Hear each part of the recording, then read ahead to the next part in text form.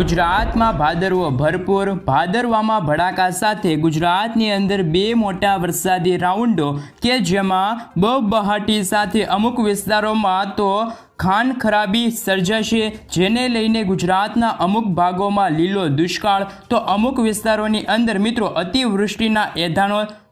જાણી લો કે મિત્રો કયા હવામાન નિષ્ણાંતે આ નક્ષત્રના આધારે જાહેર કરી છે વરસાદની આગાહી।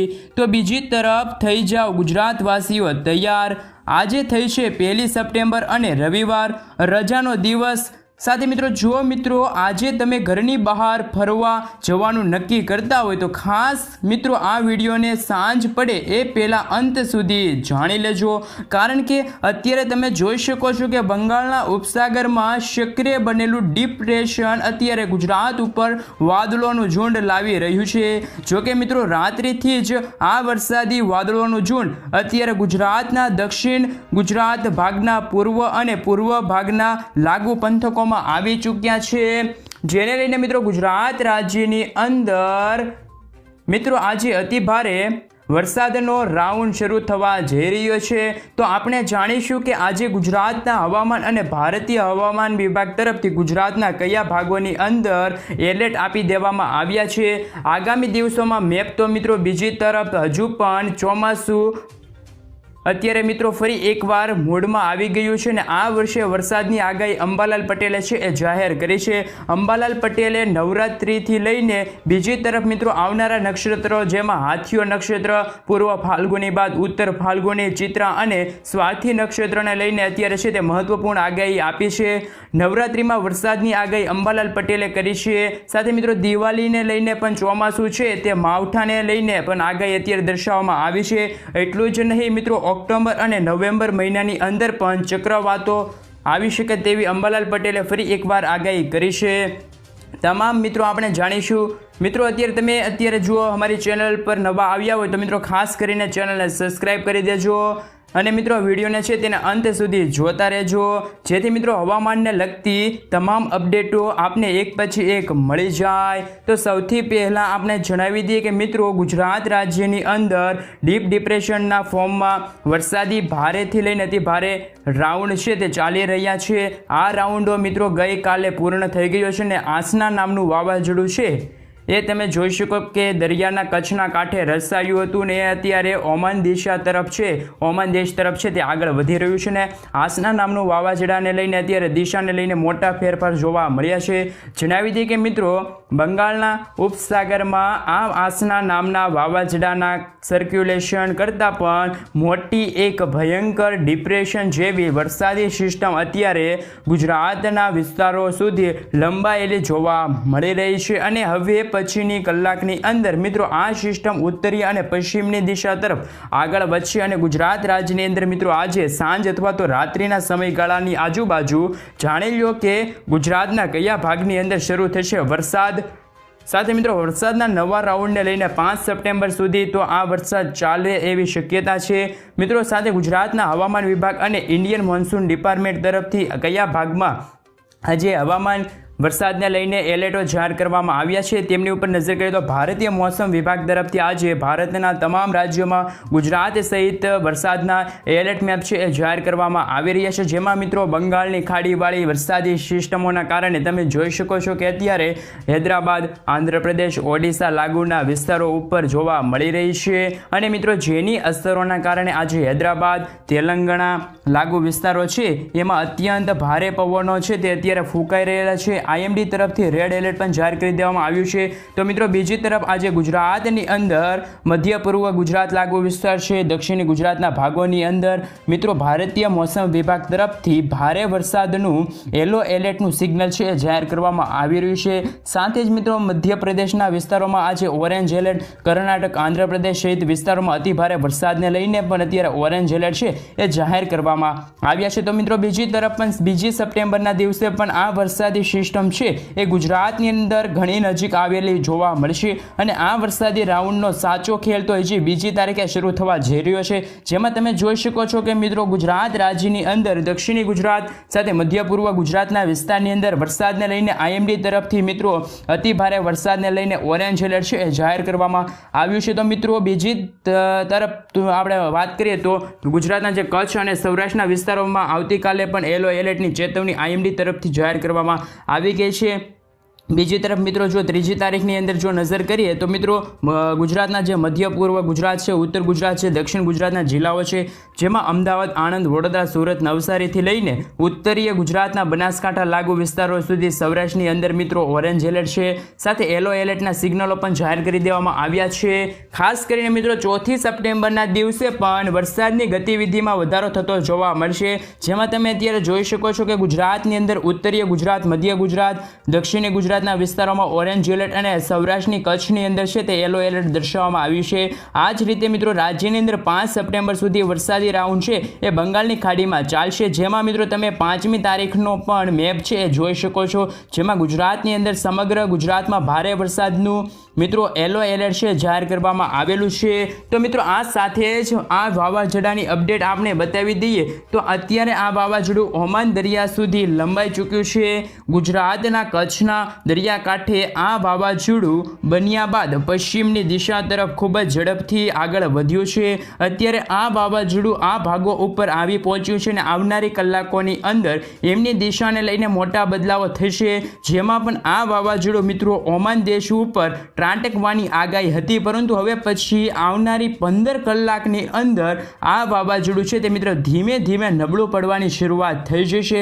વાવાઝોડાની કેટેગરી મિત્રો ડીપ ડિપ્રેશનમાંથી ડિપ્રેશન સુધી છે તે અત્યારે કન્વર્ટ થઈ છે અને વેલમાર્ક લો પ્રેશરમાંથી લો પ્રેશરની અંદર પરિવર્તિત થઈને ત્યારબાદ મિત્રો અરબી સમુદ્રની અંદર આ વાવાઝોડું નબળું પડે અને વેર વિખેરી જાય તેવા પણ અત્યારે સમાચાર મળી રહ્યા છે। તો ગુજરાત રાજ્યની અંદર ખૂબ જ દૂર આ વાવાઝોડું ચાલી ગયું છે અને પછી કચ્છ અને સૌરાષ્ટ્રની અંદર પણ એમની અસરો ઓછી થતી જોવા મળી છે અને વાવાઝોડાની અંદર મિત્રો હજુ પણ 80 કિલોમીટર પ્રતિ કલાકની ઝડપે પવનો છે તે અરબી સમુદ્રની મારફતે અત્યારે ફૂંકાતા જોવા મળી રહ્યા છે અને હવે પછી કલાકોમાં વાવાઝોડું અરબી સમુદ્રની અંદર આવનારી 36 કલાકની અંદર વેર વિખેરી થાય એટલે કે મિત્રો હવે એ નાબૂદ થાય એવી પણ અત્યારે છે તે અત્યારે સમાચાર મળી રહ્યા છે।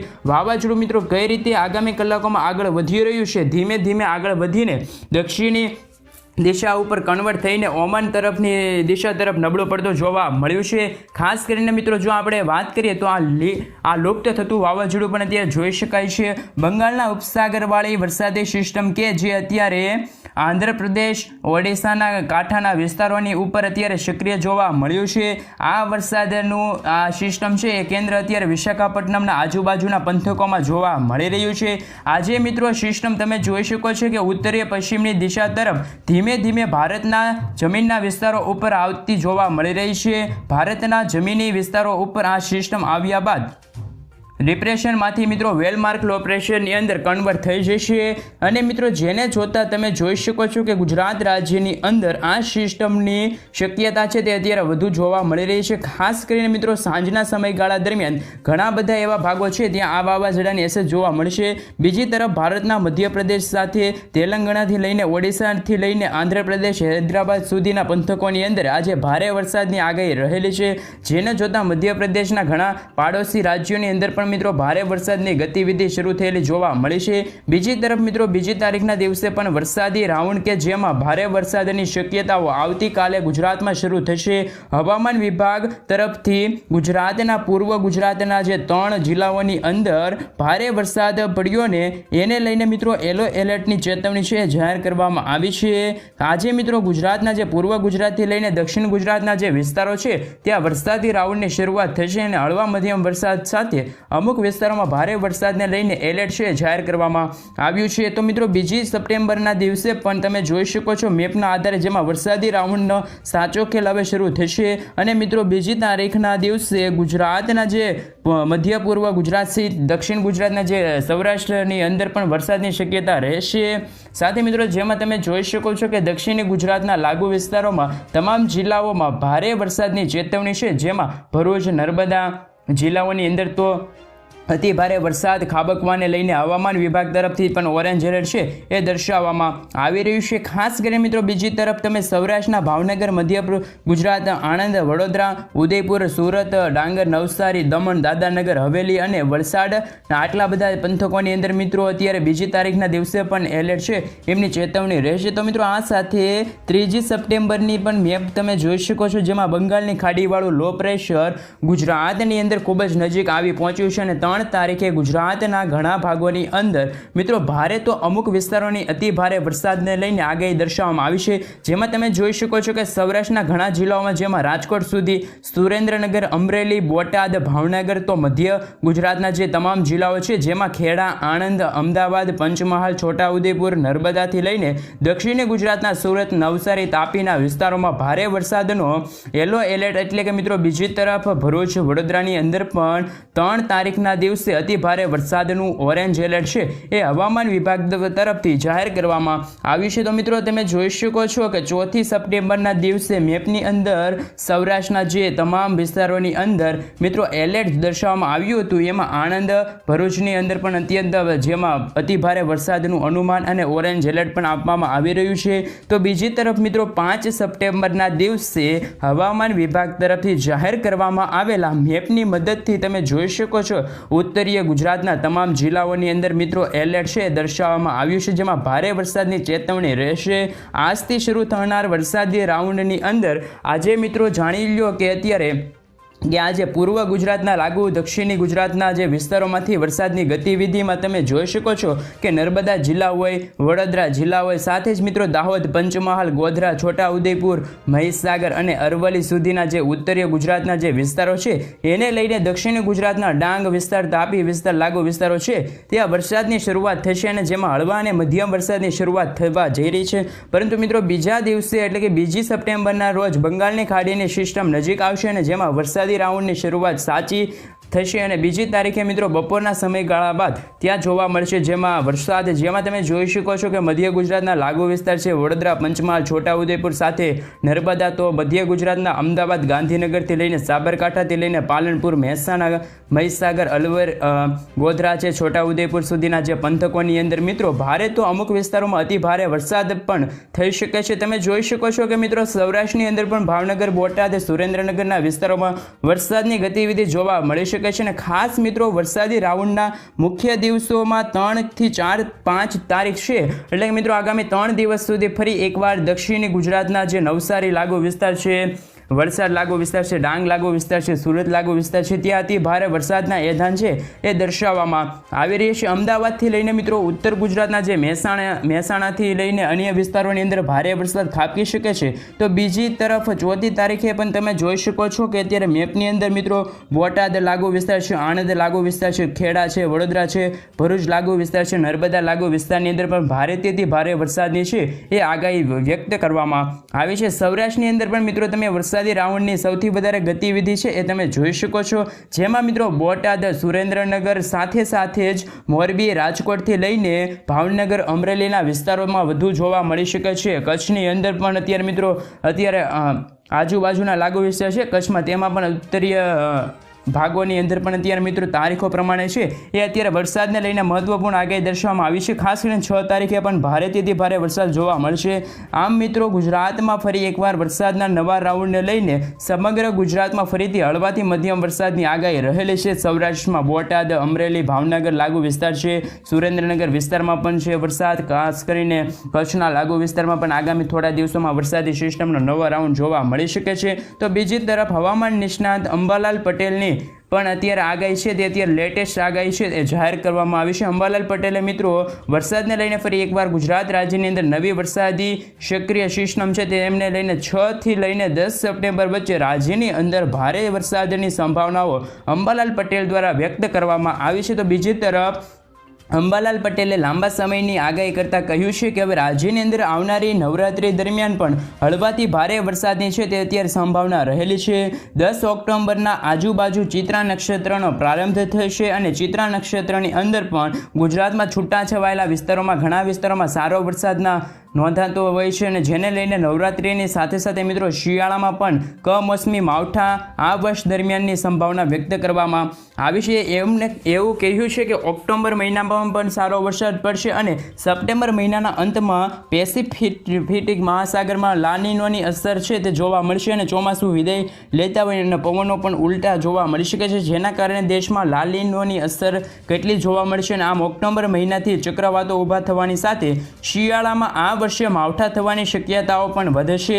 તો મિત્રો બીજી તરફ અત્યારે જોઈએ તો મિત્રો પૂર્વ ફાલ્ગુની નક્ષત્રની અંદર મચ્છરોનું છે એ જોર વધવાને લઈને પણ આગાહી છે એ વ્યક્ત કરવામાં આવી છે. આવનારા દિવસોમાં મિત્રો લોકોને આરોગ્યનું ધ્યાન રાખવા માટે પણ સાવચેતીના પગલે સલાહ પણ આપવામાં આવી છે.